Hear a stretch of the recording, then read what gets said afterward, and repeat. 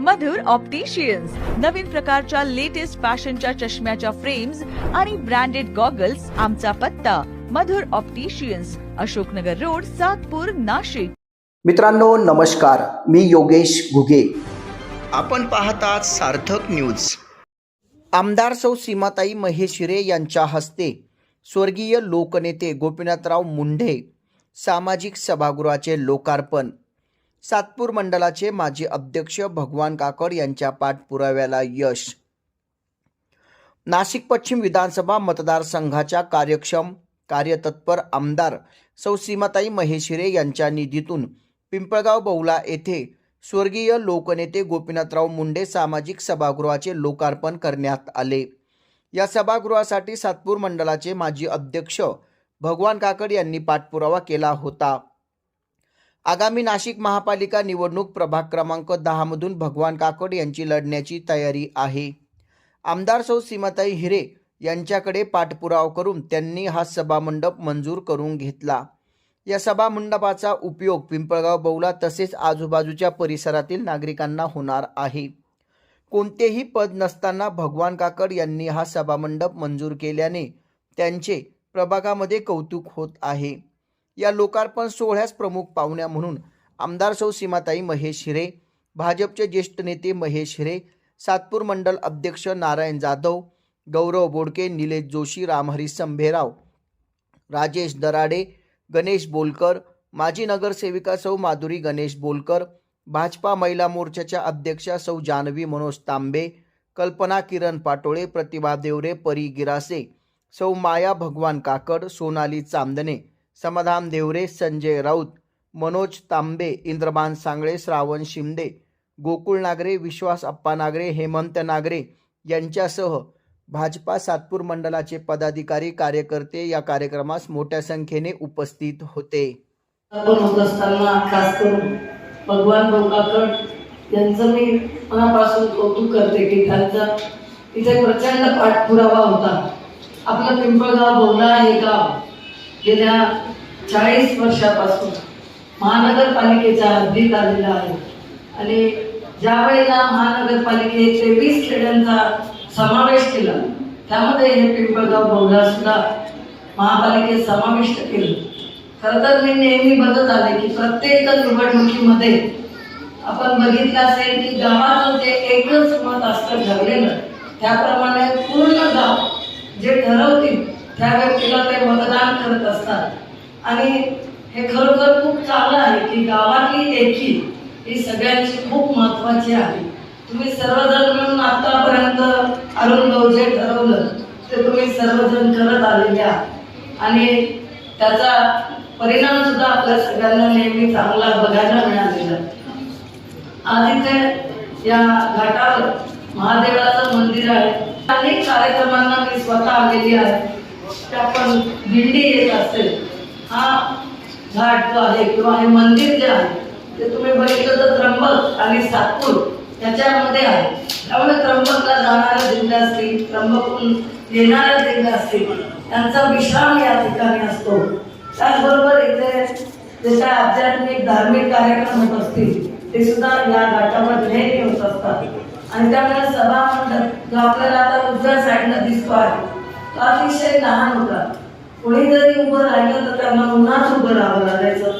त्यामुळे या सभागृहाची नितांत गरज या गावासाठी होती। आपण सगळ्यांनी ठरवलं की पिंपळगाव बौला या गावातील महादेव मंदिराच्या जवळ आपल्याला सभागृह करायचं आहे आणि त्यासाठी निधी देऊन आज या सभामंडपाचं लोकार्पण होत आहे। ही आपल्या सगळ्यांसाठी अतिशय आनंदाची गोष्ट आहे। या ज्या आमच्या महिला भगिनी आहेत मी त्यांच्यासाठी त्यांच्या अनेक कार्यक्रम आयोजित केलेले असतील, शाळेत असतील किंवा इतर बऱ्याच कार्यक्रमांना मी आलेली आहे। मी आता त्यांना तेच सांगितलं की इथे खास महिलांकरता आपल्याला त्यांना काही प्रशिक्षण देता येईल। आज आपण बघतो की गावातल्या सुद्धा महिला या मागे नाहीये। आपण सुद्धा प्रत्येक आजही आणि चुलताडे गावात जातो एकही घरात अशी एकही महिला नाही की जी काही ना काही काम करते आहे। घरात घरगडते घेऊन त्या तिथे उद्योग व्यवसाय करतात आणि त्यामुळे अशा महिलांना स्वतःच्या पायावर उभं राहण्याकरता आपल्याला जे काय प्रशिक्षण द्यायचं असेल ते सुद्धा इथून देता येणार आहे आणि चांगली सुविधा इथे तुम्हाला विनामूल्य या गावामध्ये आपल्याला हे सभागृह उपलब्ध राहणार आहे. याकरता त्यांनी त्यांची दुसरी कन्या ही आपल्याकडे दिलेली आहे नाशिकला आणि त्यामुळे गोपीनाथजींचं विशेष प्रेम हे नाशिकवर होतं. आता 12 डिसेंबरला त्याची जयंती साजरी केली आपण आणि त्याच निमित्ताने आपण या सभागृहाचं उद्घाटन आज करत आहोत. त्यांच्या स्मृती अनेक आहेत, त्याच्या स्मृतींना मी वंदन करते आणि माझ्या वाणीला विराम देते. धन्यवाद. वगैरे पार पडता का आमचे सप्ताह असतो आणि जी पंढरपूर पायी दिंडी येते त्या दिंडीला पण पाऊस जर असला तर झोपण्यासाठी जागा राहत नाही. तर आपल्या ताईंच्या माध्यमातून इथं आजच्या सभामंडपाचं लोकनेते स्वर्गीय गोपीनाथजी मुंडे सामाजिक सभागृहाचं आज हे लोकार्पण होत आहे आणि आपल्या ताईंचे मतदारसंघामध्ये विकासाचे असे खूप वारे वाढलेले आहे. ताई 2 वेळेस आमदार होत्या, त्या कामाची दखल घेऊन पक्षाने कामा त्यांच्या विश्वास दाखवला वगैरे दिली आणि त्या ताईंना सगळ्यात जास्त जे 288 आमदार आहे त्या आमदारांमध्ये सगळ्यात जास्त जर मताधिक्य असेल महिलांमध्ये तर आपल्या ताईला 70,000च्या लीडनी आपल्या ताई या निवडून आलेल्या आहेत. त्याला कारण असं आहे ताईंनी विकासाचे खूप असे कामं केलेले आहे आपल्या मतदारसंघामध्ये आणि ताई एक विशेष करून सांगावं वाटतं बघा ताई जे आपल्या लाडक्या बहिणी इथं बसलेल्या आहे.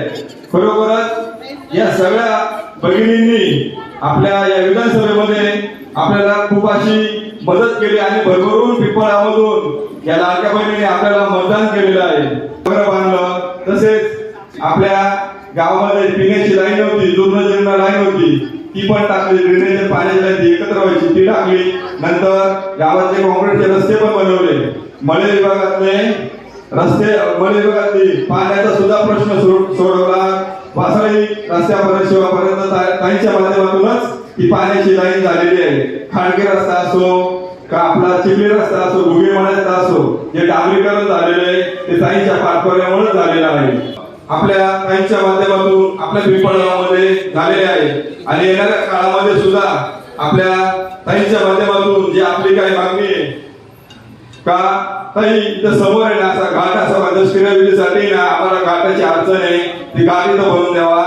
ही अभ्यासिका आहे तिचं नूतनीकरण करावं आणि ड्रेनेज लाईन नाही ती ड्रेनेज लाईन आणि जे आपल्या राजवाड्यामध्ये एक चावडी नवीन बांधवायची ती पण.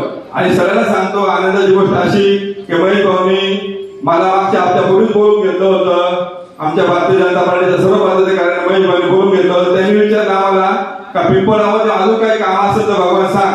आपला सभा मंडप तर झालेलाच आहे, रस्ते झाले, पाण्याचा प्रश्न सुटलेला आहे, पण दुसरं काही करण्यासारखं आहे की महेश भाऊंना आम्ही सर्व भारतीय जनता पार्टीचे गावातील सर्व पदाधिकाऱ्यांनी एक यादी दिली. हे कामं भाऊ बोलले येणाऱ्या निधीमध्ये मार्च नंतर हे सर्व कामं मी पकडतो आणि 40 वर्षाचा जो तुमचा दुष्काळ होता विकासाचा तो मी दूर करतो.